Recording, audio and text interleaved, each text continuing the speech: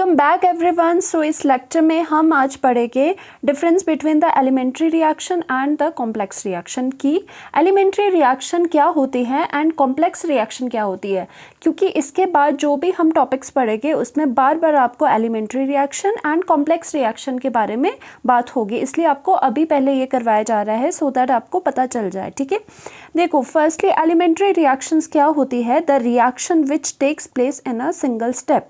अब आप तो कहोगे कि सभी तो सिंगल स्टेप में ही होती है, क्योंकि हमें जो रिएक्शन है वो सिंगल स्टेप में ही दिखती है। कोई भी रिएक्शन अगर लिखी है, सपोज अगर ये रिएक्शन लिखी है, आप सोच रहे हो ये सिंगल स्टेप में है, और दूसरी ये रिएक्शन लिखी हुई है, ये भी आप सोच रहे हो सिंगल स्टेप में है, पर ये नहीं होता। ये जो आपको लिखी होती है ये ओवरऑल रिएक्शन लिखी होती है। अब इसमें क्या होता है कि ये या तो इसी सिंगल स्टेप में जो आपको दिख रहा है उसी सिंगल स्टेप में हो रही है कंप्लीट, या फिर ऐसे हो सकता है कि इसके अलावा इसके बहुत ज़्यादा स्टेप्स है, उसके बाद जाके ये रिएक्शन कंप्लीट हो रही है। मतलब बोलने का क्या है कि किसी भी पर्टिकुलर रिएक्शन के वो सिंगल स्टेप में भी हो सकती है, जो आपको रिएक्शन दिख रही है कि 2A + B में रिएक्ट करा और उन्होंने C डायरेक्टली प्रोडक्ट बना दिया। ठीक है, ऐसा भी हो सकता है कि ये रिएक्शन जो आपको दिख रही है वो इस तरह से होने के बजाय क्या हो, मल्टी स्टेप में हो, बहुत सारे स्टेप्स वो ले और फिर जाके रिएक्शन दे, आपको प्रोडक्ट दे। ठीक है, तो उसमें से एलिमेंट्री रिएक्शन वो होती है, वो रिएक्शन जो कि सिंगल स्टेप में होती है। जैसे कि आपको जो ओवरऑल रिएक्शन आपको लिखी है, इसका मतलब अगर ये एलिमेंट्री रिएक्शन अगर आप बोल रहे हो कि this is the elementary reaction, तो इसका क्या मतलब है, जैसी आपको रिएक्शन दिख रही है वो सिर्फ सिंगल स्टेप में हो रही है, उसके कोई अदर स्टेप्स नहीं है। ठीक है, और इट इज़ ऑलवेज मैंशन। वैसे तो देखने से आपको पता नहीं चल सकता। एक और बात नोट कर लो आप कि देखने से आपको ये नहीं पता चलता कि ये एलिमेंट्री रिएक्शन है या कॉम्प्लेक्स रिएक्शन है। आपको हमेशा मेंशन होगा एलिमेंट्री रिएक्शन में, आपके पास या तो ऐसे मेंशन होगा that this reaction is a single step reaction. तो सिंगल स्टेप रिएक्शन का क्या मतलब है कि वो जो रिएक्शन है आपकी, वो आपकी एलिमेंट्री रिएक्शन है। तो सपोज जैसे 2A + B gives to C जो आपकी एक रिएक्शन है, वो एलिमेंट्री रिएक्शन आपको गिवन है, एलिमेंट्री रिएक्शन है। तो इसका मतलब जो ये रिएक्शन है वो सिर्फ सिंगल स्टेप में ही हो रही है, जो कि आपको दिखाया गया स्टेप है। ठीक है, complex reaction on the other hand क्या होती है, the reaction which takes place in many step. जो रिएक्शन मैनी स्टेप में प्रोसीड करे, जैसे कि फॉर एग्जाम्पल अगर आपको ये गिवन है कि 3A + 2B gives to C is a complex reaction, मतलब आपको गिवन है कि ये कॉम्प्लेक्स रिएक्शन है, तो दैट मीन्स आपको जो ये रिएक्शन दिख रही है वो सिर्फ एक सिंगल स्टेप में नहीं हो रही है, मतलब उसके मैनी स्टेप है, बहुत सारे स्टेप्स में वो रिएक्शन प्रोसीड कर रही है। जैसे कि अगर मैं इसकी मैकेनिज्म लिखना चाहूँ, मैकेनिज्म भी तभी लिख पा रहे हैं हम जब हमें गिवन है, वैसे हम मैकेनिज्म भी नहीं लिख पाते इसकी। ठीक है, जैसे कि मैं यहाँ पर दिखाना चाहूँगी आपको one of the complex reaction ये है और इसकी मैकेनिज्म ये वैसे मैनी स्टेप में किस तरह से प्रोसीड कर रही है। वैसे आपको बाहर से दिखने में लग रहा है कि ये ऐसे रिएक्ट करेंगे, 3A जो आपके मोल्स A के है वो B के 2 मोल्स के साथ रिएक्ट करेंगे और C गिवन करेंगे, नहीं। बट अगर कॉम्प्लेक्स रिएक्शन लिखा है that means it has to follow many steps. So इसकी मैकेनिज्म कुछ इस तरह से होती है कि 2A, ठीक है, 2A के मॉलिक्यूल पहले एक B के मॉलिक्यूल के साथ रिएक्ट करके एक आपके पास स्पीशीज़ बना देता है जो कि है P। ओके, अब ये P क्या करेगा, ये P है एक A वाला जो आपके पास रिएक्टेंट है उसके साथ फर्दर रिएक्ट करेगा और Q बनाएगा। अब ये Q क्या है, Q फर्दर ये B के साथ रिएक्ट करेगा, ठीक है, B के साथ रिएक्ट करेगा और आपके पास ये C बना देगा। तो इस तरह से आपकी ओवरऑल जो रिएक्शन है वो क्या बन जाएगी, ओवरऑल जो रिएक्शन है, अब यहाँ पर देखो जो P एंड P है वो कैंसिल हो जाएगी, क्योंकि जो इक्वेशन है एरो के इधर उधर है, ये चीज़ें कैंसिल आउट हो जाती है। ओके, और ये क्या है आपके पास 2A, ठीक है, 2A नहीं, यहाँ पर 3A आ जाएगा, 3A + B कितना है 2B गिव्स टू आपके पास C। तो आप देखो जो आपने ओवरऑल रिएक्शन लिखी थी तो आपको ये आपके पास लास्ट में मिली, दैट मीन्स ये जो रिएक्शन है वो 1, 2 एंड 3 स्टेप्स में हो रही है, और ये गिवन था कि this is the slow step. अब देखो इनमें से कोई ना कोई स्टेप तो क्या होगा, स्लो होगा ही कॉम्प्लेक्स रिएक्शन में, ठीक है, जो कि बहुत आराम से हो रहा होगा in comparison to the other steps. तो पहले तो ये कॉम्प्लेक्स रिएक्शन है तो ये स्टेप्स में हो गई।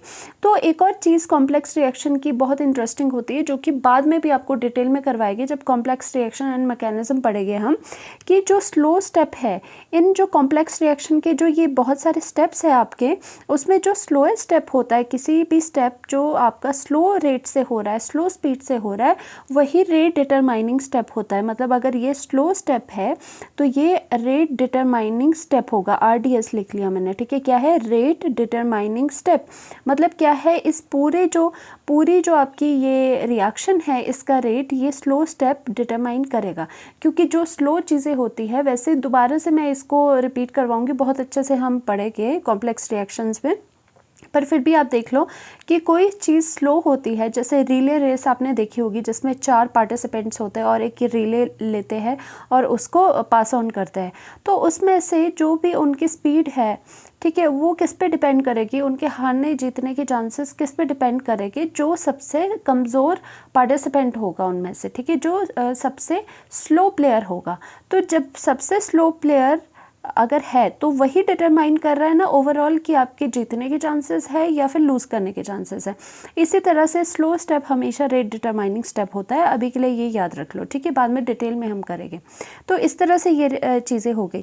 अब क्या होता है कि एक और इम्पॉर्टेंट चीज़ जो आपको याद रखनी है एलिमेंट्री रिएक्शन में, कि अगर गिवन है कि ये जो रिएक्शन है आपको इज़ अ एलिमेंट्री रिएक्शन या फिर सिंगल स्टेप रिएक्शन, तो दैट मीन्स आप हमेशा याद रखना एलिमेंट्री रिएक्शन के लिए हम रेट एक्सप्रेशन लिख सकते हैं by looking into the reactants and stoichiometry, ठीक है।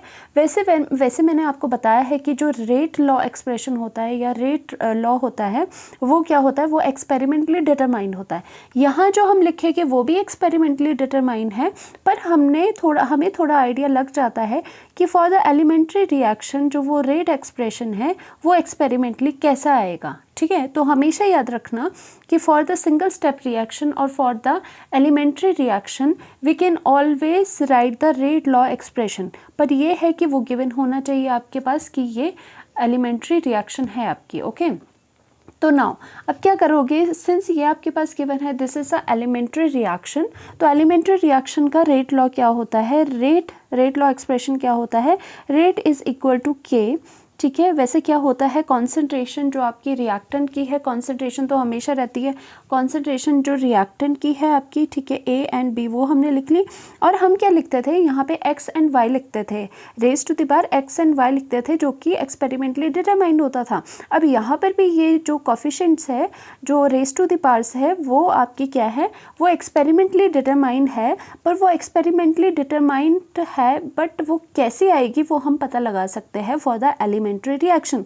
फॉर द एलिमेंट्री रिएक्शन जो आपका एक्सपेरिमेंटल रेट लॉ है वो कैसे आता है कि जो आपकी A एंड B है, मतलब जो रिएक्टेंट है, उनको रेज टू द पावर आपने डायरेक्ट स्टोइशियोमेट्रिक कोफिशिएंट से कर देना है। याद रखना एलिमेंट्री रिएक्शन में जब रेट लॉ लिखते हो आप, तो इसमें जो एक्सपोनेंट्स आते हैं वो इसकी स्टोइशियोमेट्री आती, क्योंकि ये सिंगल स्टेप रिएक्शन है, रिएक्शन ही आपके सिंगल स्टेप में हो रही है, दैट मीन्स आपकी स्टोइकियोमेट्री ही ऊपर आएगी, ठीक है। और दूसरी चीज़ आगे हम सूडो फर्स्ट ऑर्डर रिएक्शंस वगैरह करवाएंगे, सूडो रिएक्शंस करवाएंगे। सूडो रिएक्शंस पे ऐसा नहीं होता, उसमें थोड़े एक्सेप्शंस आ जाता है, ठीक है, वो हम आगे बताएंगे आपको। We can write rate expression for elementary reactions from its stoichiometric coefficient. ये इंपॉर्टेंट है कि आपका जो एलिमेंट्री रिएक्शंस है, अगर गिवन है आपको this is a elementary reaction, तो उसका आप रेट एक्सप्रेशन निकाल सकते हो by from its stoichiometric coefficient, जैसे कि आपको करवाए। तो सपोज हम एक और चीज़ लिख लेते हैं, suppose for elementary reaction for an elementary reaction, ठीक है, एलिमेंट्री रिएक्शन, सपोज एक आपके पास एलिमेंट्री रिएक्शन है किस तरह की, AA, ठीक है, small a plus small b gives to C, या फिर प्रोडक्ट कर लो, ठीक है। नाउ A एंड B क्या है, A and B are the stoichiometric coefficient, और ये कंसीडर करा गया है this equation is a balanced chemical equation कि ये जो इक्वेशन है वो बैलेंस्ड केमिकल इक्वेशन है। ओके, नाउ अगर इसमें गिवन है कि this is a elementary reaction, तो क्या कहा जाता है कि अगर एलिमेंट्री रिएक्शन है so now you can easily right the rate expression. बाकी किसी का नहीं लिख सकते आप, बट इसका एलिमेंट्री रिएक्शंस का लिख सकते हो रेट।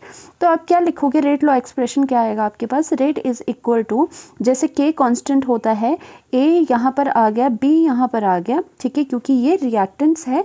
अब रेस टू द पावर क्या आएगा, because it is a elementary reaction, तो A raise to the power A आएगा इसका स्टोइकियोमेट्रिक कोफिशिएंट, और बी का stoichiometric coefficient is the small B. तो हमने ये लिख के ये आपका रेट आ गया, ठीक है। नाउ ए एंड बी क्या है, ए एंड बी भी लिख लो, A and B are stoichiometric coefficient, stoichiometric coefficient, ठीक है, मेट्रिक कोफिशिएंट्स, ठीक है। ये आपके ए एंड बी आपके स्टोइकियोमेट्रिक कोफिशिएंट्स है, और इसका अगर ऑर्डर भी आप निकाल सकते हो, अगर आपको ऑर्डर निकालना है, बिकॉज रेट लॉ से ही आपका ऑर्डर निकलता है। ऑर्डर क्या होता है, ऑर्डर होता है जो भी रिएक्टेंट्स है, रिएक्टेंट की कॉन्सेंट्रेशन के ऊपर जो ये एक्सपोनेंट्स हैं उनको जस्ट आप प्लस कर दोगे, तो ए प्लस बी आपका ऑर्डर भी एलिमेंट्री रिएक्शन के लिए ईजिली आपका निकल सकता है, ठीक है। तो आपका क्या है, फिर से एग्जांपल्स देख लेते हैं, ठीक है, एग्जांपल्स देख लेते हैं।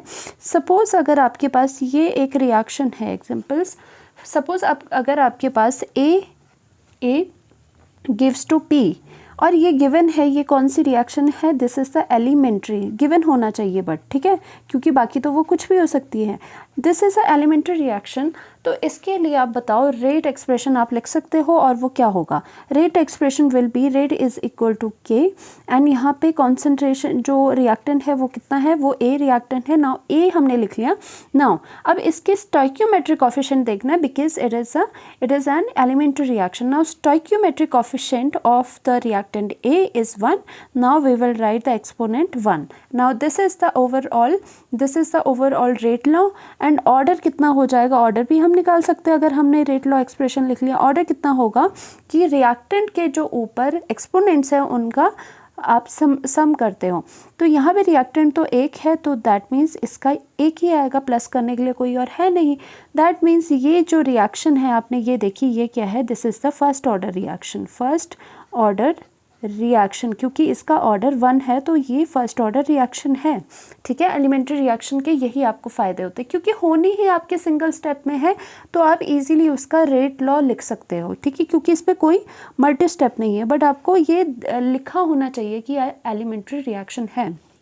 Now A plus B gives to product this. Now again it is also mentioned that this is a elementary reaction, this is a elementary reaction, okay, this is a elementary reaction. Now write the rate law expression. Now rate is equal to rate constant multiplied by concentration of A multiplied by concentration of B, because A and B are the reactants. Now what is the stoichiometry here, 1 and 1 हो जाएगी, क्योंकि A के आगे 1 है, B के आगे भी 1 है। Now being an elementary reaction, तो आप rate law लिख सकते हो with the help of stoichiometry। है ये भी एक्सपेरिमेंटली ही डिटरमाइंड है, बट हमें उसको लिखना आ गया है, बस ये बात है, ठीक है। होता ये भी एक्सपेरिमेंटली ही डिटरमाइंड है, ठीक है, ऐसे नहीं है कि ये थ्योरेटिकल है, ठीक है।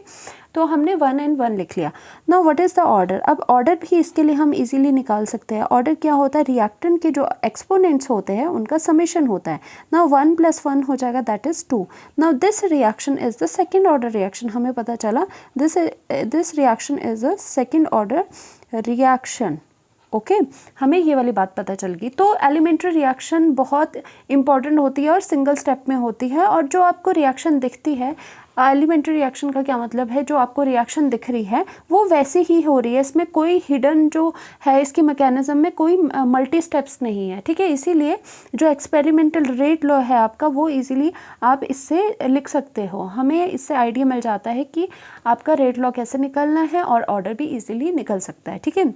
Now for the complex reaction we cannot write rate expression for the complex reaction, मतलब हम डायरेक्टली क्या नहीं निकाल सकते हैं, रेट एक्सप्रेशन नहीं लिख सकते हैं कॉम्प्लेक्स रिएक्शन के लिए, unless slowest step is given, वो हम बाद में बात करेंगे, क्योंकि स्लोएस्ट स्टेप क्या होता था, जैसे कॉम्प्लेक्स रिएक्शन है उसके मल्टी स्टेप्स हो गए, ठीक है, मैकेनिज्म है ये एक तरह की, मल्टी स्टेप्स हो गए, तो एक ना एक तो ऐसा होगा जिसका रेट स्लो होगा। रेट स्लो होने का मतलब कि उसकी स्पीड कम होगी, वो कम स्पीड से हो रहा होगा, और जो कम स्पीड से हो रहा स्टेप है वही रेट डिटरमाइनिंग स्टेप होता है।